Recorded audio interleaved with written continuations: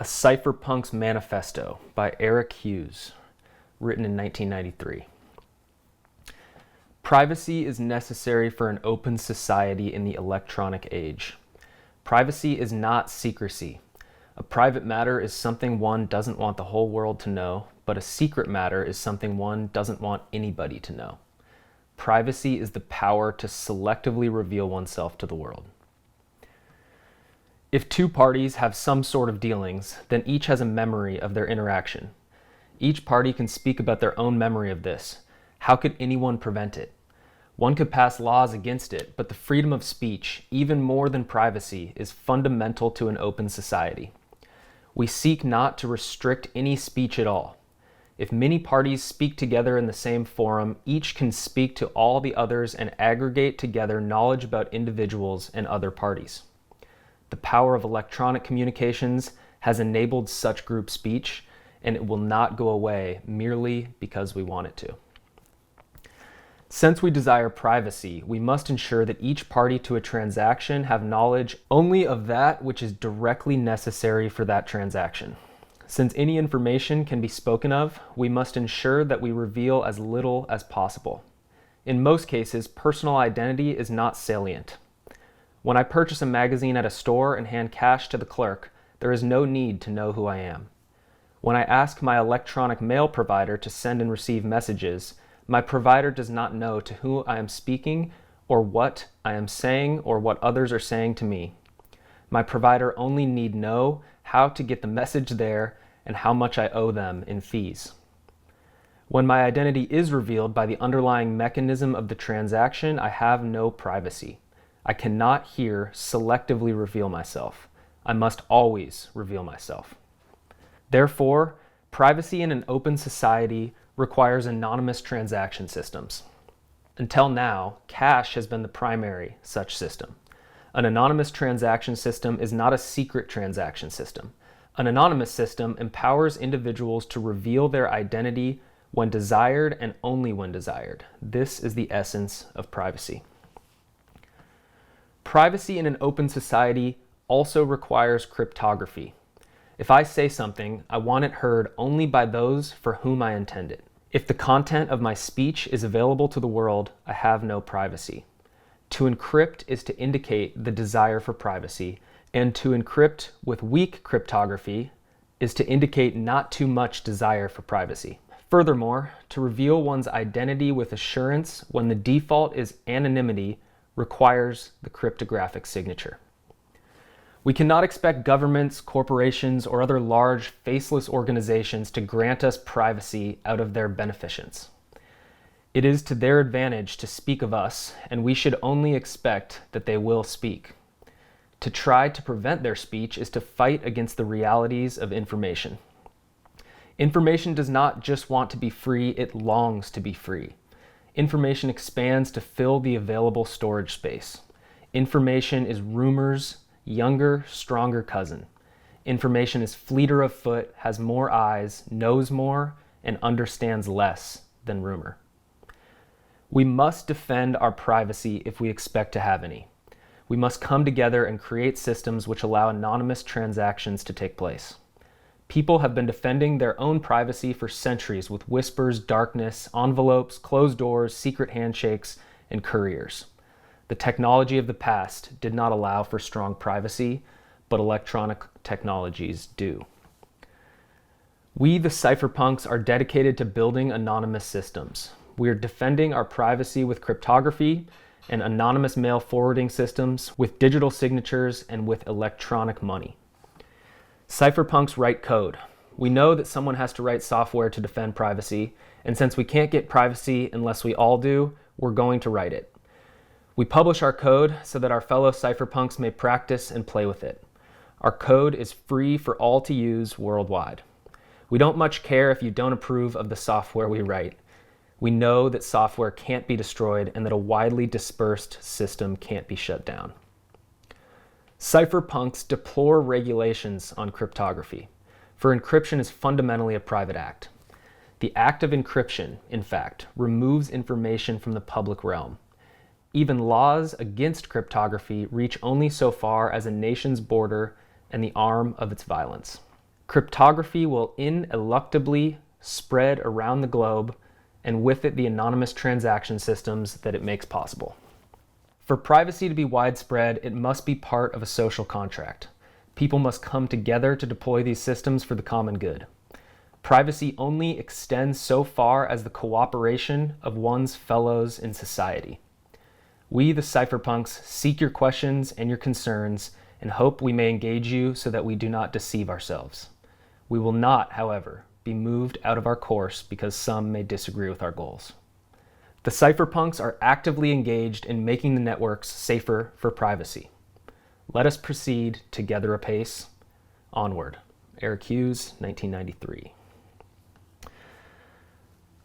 All right, so that was the Cypherpunk Manifesto. I've actually never read it before, heard a lot about it. A couple months ago, I had the honor, I guess you could say, to actually interview a few cypherpunk artists at Perrin Police. Recently, the episode 6 with Grafton was filmed right after that. Grafton's the head of growth at Vexel, which if you haven't heard that episode, it's a quick one, it's a good one, and I'm looking forward to seeing him again next time I'm in Prague. But I just had a few thoughts. I think, just kind of hitting on the main bullet points really quick, taking away, what are the high level things that you should just say, okay, what did we just hear? I think it's really well articulated and well written, but also just breaking it down to the key points could be helpful. So number one, privacy is necessary for an open society. Without privacy in society, you don't have an open society, you have a closed society. We've seen how that works in other countries around the world, and cypherpunks would argue, and I would probably agree with them, that we're moving in a tyrannical direction where privacy is not something that most people have. So that's kind of the number one thing, I think, is that privacy underlies a free and open society. The second one, which I think is a really good, important point, is that we cannot rely on corporations or governments to grant our privacy. They, by nature, don't have an incentive to do so. They actually have an incentive to do the opposite. So they have a financial incentive to harvest and then sell your information, which is what is happening all over the world on every single platform. Not every single platform, but almost all corporate-made applications, platforms, things like that. You're just basically, it's free because you're paying with your information. The next one is that cypherpunks are responsible. They must defend their privacy themselves. I think this is very much aligned with just the principles and values around libertarianism, people who want to be sovereign and free. They don't need somebody to come hold their hand and tell them what medical procedure to get or where to live or anything like that. Basically, cypherpunks understand that nobody is responsible for taking care of their privacy other than them. And I think that's very important. There's a lot of advertisements out there these days. Get a VPN, buy a service and limit the data that you're spilling out. They call it the dust, the meta dust or something like that. But anyways, those are limited and they do help. Something I'm looking into right now is Proton Mail. Haven't started yet, but everyone's a scammer. Another great little tangent that I won't get into, but that was it was a really well written piece by one of the guys at OnRamp. I believe it was Jesse, and yeah, he basically just talks about how the fiat system incentivizes scammers, and everywhere you go, you're getting, if you get a phone call, chances are it's a scammer, unless you know who the number is. It's just out of control these days, and more specifically, we've seen scams in the Bitcoin space, in the crypto space, Swan, Coinbase, other places that are sending out these very, very professional-looking, well-created emails to try and get people to basically send them their coins. So we got to avoid that. And next one, regulation is ineffective. So the government can't actually ban cryptography. It can try and put that whack-a-mole back in the hole, but that energy, that desire for freedom it cannot be extinguished. It will move to another place. We saw it in China, when they shut down Bitcoin mining there, those miners closed up shop and they moved abroad. They moved to other places where they were allowed to do business.